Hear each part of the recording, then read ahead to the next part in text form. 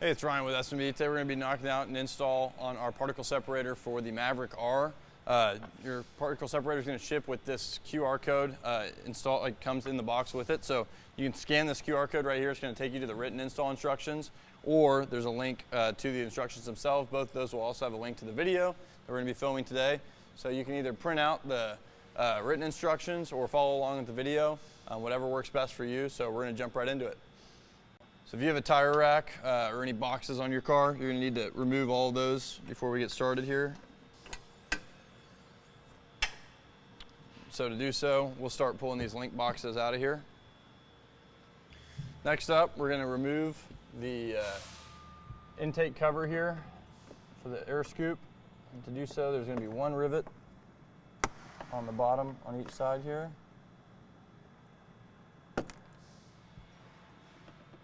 We're going to move to the two Torx 30s, bolt the cover down.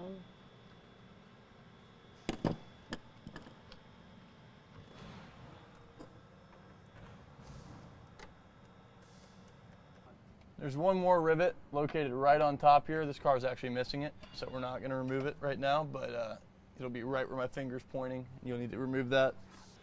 If you don't have the air scoop, the roof scoop attached, you can just remove this cover. Since this car does, we're going to go ahead and pull the rest of the rivets out now and remove the scoop by itself first. This step's not needed, again, if you don't have the roof scoop, but this car does, so we need to unbolt the roof scoop from the roof. And these will all be small Torxes, but some hardware's been replaced on this one with Allens. Got the main roof scoop cover removed. Now we're removing the 4 Torx screws that hold the lower section of the roof scoop. And there are nuts on the bottom for these. So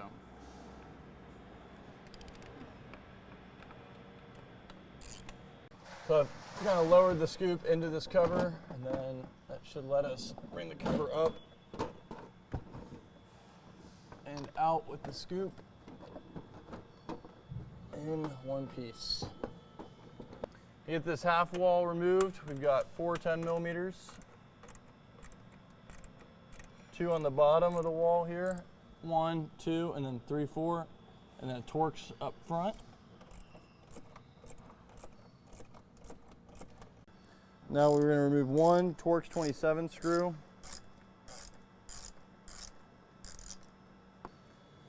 Pulled the clean air intake tube out of this half wall, and now we are ready to remove this from the vehicle. We're going to remove the hose clamp on the bottom side of that clean air intake tube next. So with the cover out of the car and the baffle wall removed, we're going to clean this face up here. And if you have some Simple Green or just soap and water, that'll work well. Just try to get this dirt all off. We're about to be sticking foam to this, which is why we want to make sure we get some good adhesion. So that's the first step.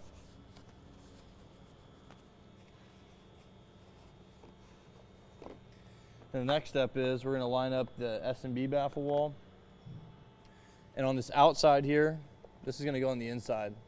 On this outside, our separator is actually going to get really close to this rib.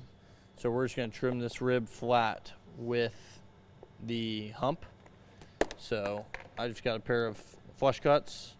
We're just going to go across right here.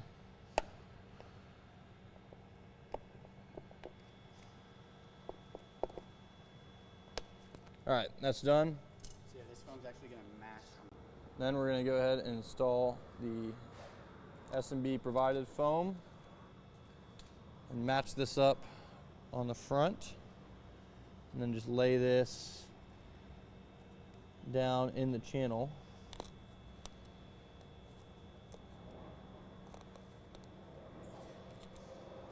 Like so. Give it a good push, and then we're going to cut this off. And then we're going to go ahead and cut it at the lowest point. And I'm just use the same flush cuts to do that.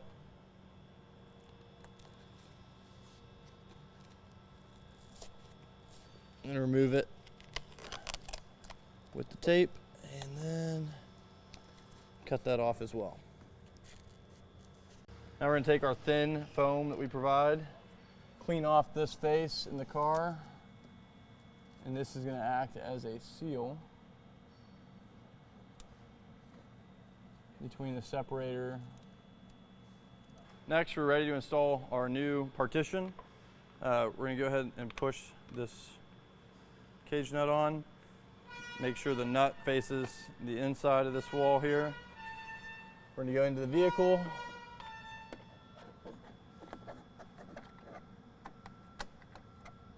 It's going to go there. It's going to line up here. And that's in. Next, move the separator into place. It's going to be kind of you have to wiggle it around a little bit.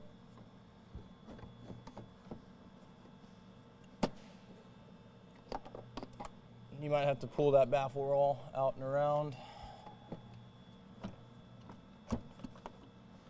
Brackets installed. I'm reusing the two 10mm screws that were in these holes that we just removed. These are going to secure the baffle wall to the car and the separator to the car. So we'll get those hand tight, and then we're going to use the stainless screws and washers we provide. We're going to go through here and into the separator.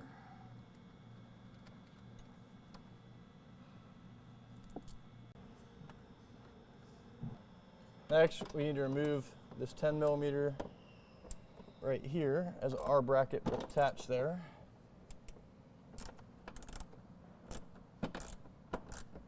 Make sure you get the washer with it as well. It'll sit in this little tray. And then we can slide our bracket into place, like so.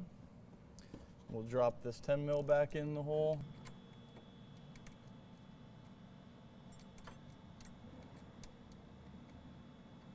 We can now snug our original baffle wall bolts up all the way. Now we're going to take the supplied push rivet, and it's going to go in the third hole in this bracket here, and then into the baffle wall that I mentioned earlier, and we're just going to apply that, and that's going to hold this baffle wall in place. The tube's going to have the bend here to clear around the intercooler, so we can pre-install our clamps with the worm drive facing the rear of the car. Slide that down.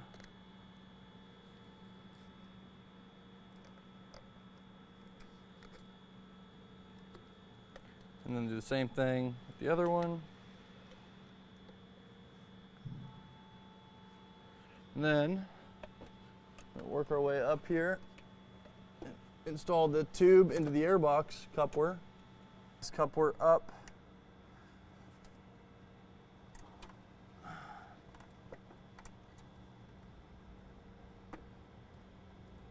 And onto the separator. We're just clicked. Now we can pull the tube down. And there's beads molded into the tube.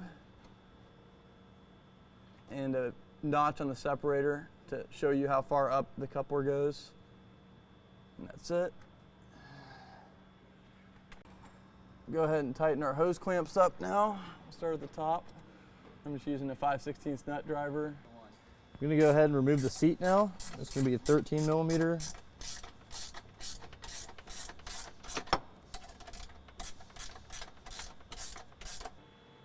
Then we can flip this seat up, and that's going to give us access to the two 18mm in the back.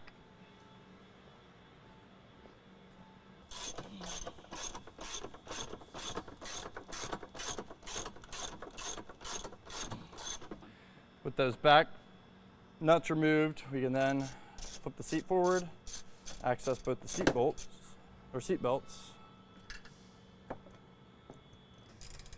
Next, we're going to remove the T27 holding this cover.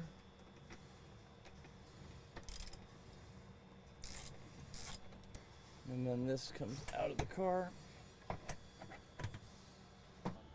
And I've just rotated this up. I removed the next panel up and then rotated this. This is screwed in back there, so you can Remove it completely if you want to, but we just find it easier to tilt it since we're only going to be in here for a few minutes. Our bus bar is going to be right here. So we're going to have our accessory positive and negative. So we'll grab our harness and I'll show you how this is all going to go. Here's our main harness. We're going to take the tie off that and then fish out our 3 wires here. So accessory to accessory, red to red, positive, and then ground to ground. These are all going to be 10 millimeters in here. I'm going to do the accessory first.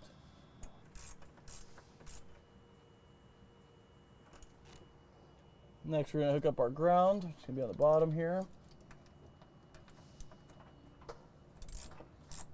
Lastly, we're going to go ahead and grab our positive right here. All right, so we got this all hooked up here. Positive on our positive, our accessory to accessory, our bus bar, and then our negative down below to our negative terminal. This is the main relay block for the unit. So we're going to tie this up out of the way here, and then we can start fishing the rest of the harness back to the separator.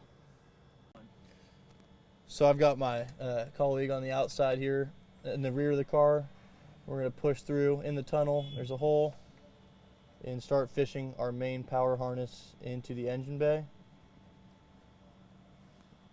I'm going to push some extra and then I'll show you from this side. I found our pigtail here. You can just reach back and it'll be right in front. And that'll be the main power harness. So we actually want this on the other side. It's just easier to grab it from here. So then I can start working it across and up with this loom.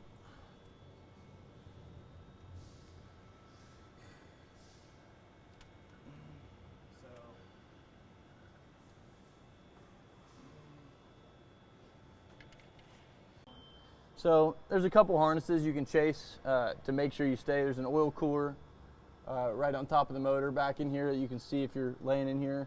So I'm going to follow this power harness right here, this bundle that's coming back, and chase that to the other side. But just basically any harness you can find that's going kind of side to side on the vehicle is a good way to do it.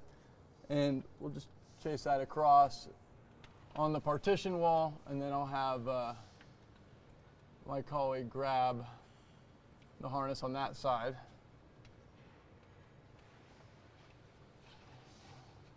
And we'll get it zip tied up out of the way once it's all connected. Here's the ignition sensor. This is what's actually going to drive the variable speed of the fans. This is what's telling us what the engine RPM is. We translate that and then control the fan RPM.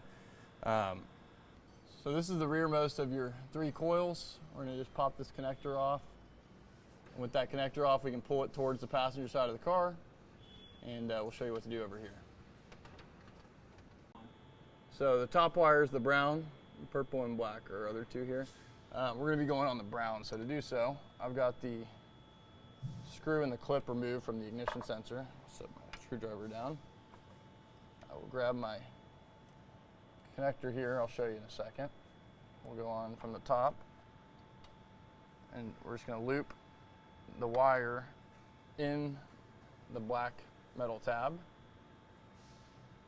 and then come in with the other tab, press it,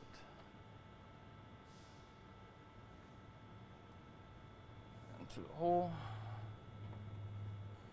grab our screwdriver,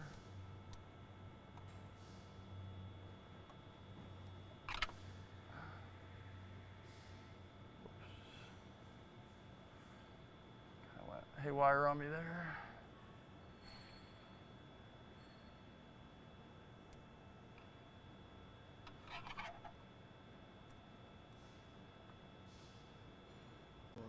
So a few important things. We want to make sure these clips have full overlap like you can see there, so that the jaws are actually sitting in each other. If those jaws touch and don't overlap, we're going to get a bad ignition reading. So we want it tightly clamped around the cable there, and that's going to be it. So then we'll go back over to our coil, seat this connector. Now in this clip, we're just showing a close-up of how this works. You see the lower section already has that clip built into the sensor. We remove the screw to get rid of that upper clip. put the upper clip around the wire, so the wire is just in between the two metal pieces. The screw goes back in and it tightens up, but it doesn't tighten onto the wire. So the wire will be free in between the two metal pieces. And again, you'll be able to move the sensor along the wire. So this is a proper installation.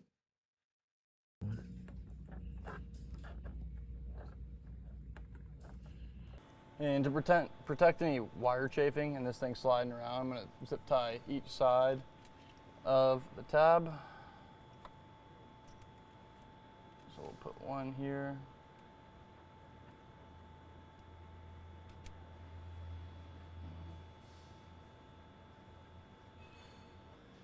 Got my zip ties on and trimmed now, and so they're on each side of the ignition sensor here, which is just going to stop it from sliding up and down that wire. Now we're going to face that ignition sensor towards the separator and then lay it over and get this thing plugged back into our coil.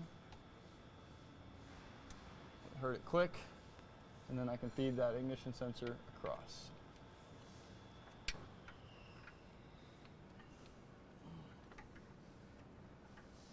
Okay.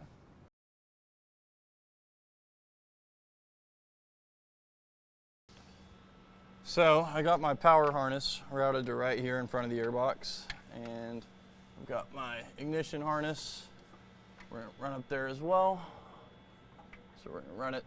We'll kind of chase this as a good zip tie point here, and then get in front of the airbox right here. And then we'll be ready to install our control board harness. So on the control board harness, we're gonna have two ends. It's gonna be a Y. The one end goes to the separator. The two ends are just female and male, so you can't get them backwards.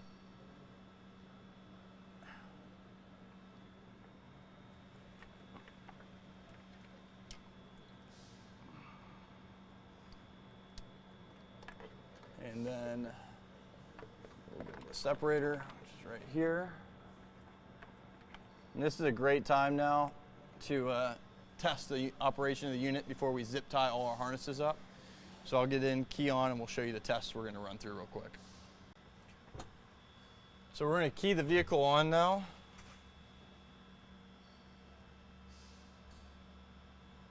And the separator should start blowing lightly.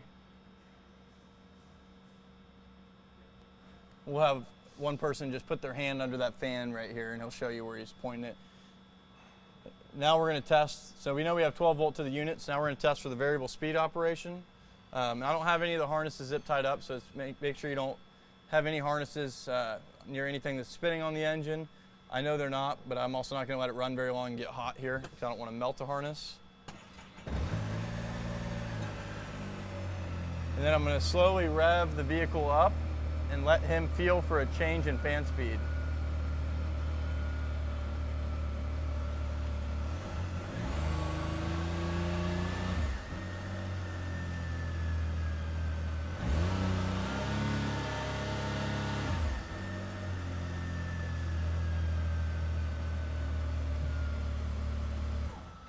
So we know everything works.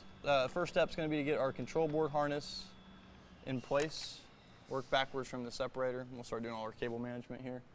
So I'm going to get this control board harness tied up behind the airbox where I was kind of going for initially. There's a bunch of good spots back here, a few good harnesses you can go off of. I'm going to go on this bundle right here. And for the unit coming from the separator, we'll do the same thing and go around the bar up here just to make sure it stays out of that shock body. So I'm just going to feed a zip tie around this bar. And you can do this a million different ways, so kind of just personal preference on how your car is wired, what other accessories you have going on. Okay, we're going to work on the ignition line now, starting at the sensor. Go around that coolant hose I mentioned earlier. Then we're going to jump to the firewall partition. There's a good one. Right up top here, I see.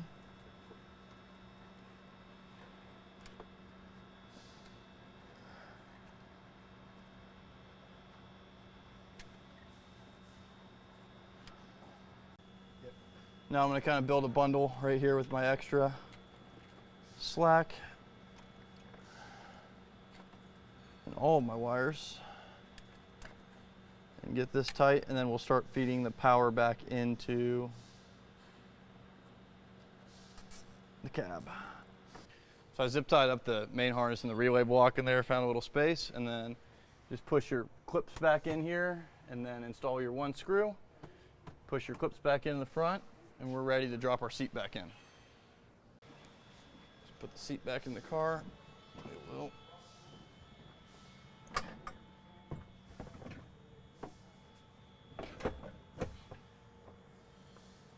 Tilt this forwards. You can look under and line up the bolts with the post.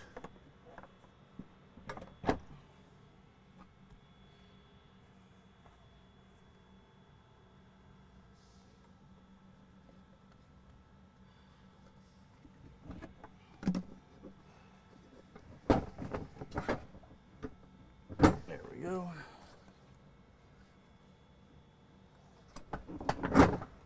Down.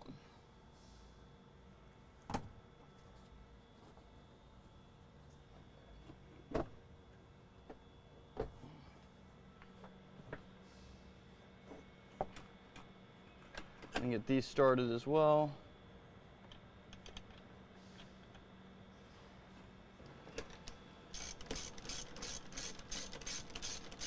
And press our front bolts through now.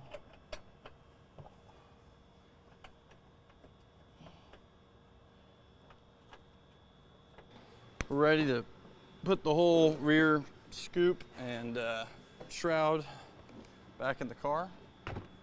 And so it'll be a little easier if you don't have the scoop, a lot easier.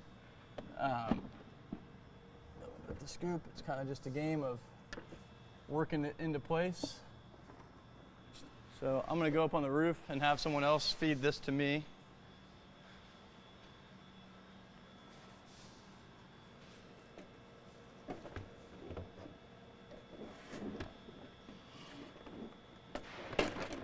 All right, there we go.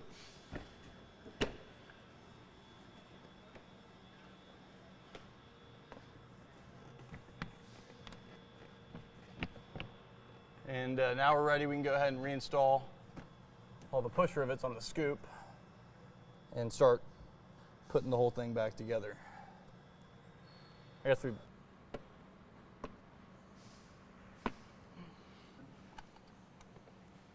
So now we can go ahead and reinstall the Torx 30s.